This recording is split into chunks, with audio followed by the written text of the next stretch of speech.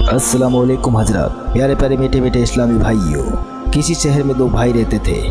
एक परहेजगार था तो दूसरा बदकार। जब बदकार मरने लगा तो परहेजगार भाई ने कहा, देखा तुझे मैंने बहुत समझाया मगर तू गुनाहों से बाज नहीं आया, अब बोल तेरा क्या हाल होगा।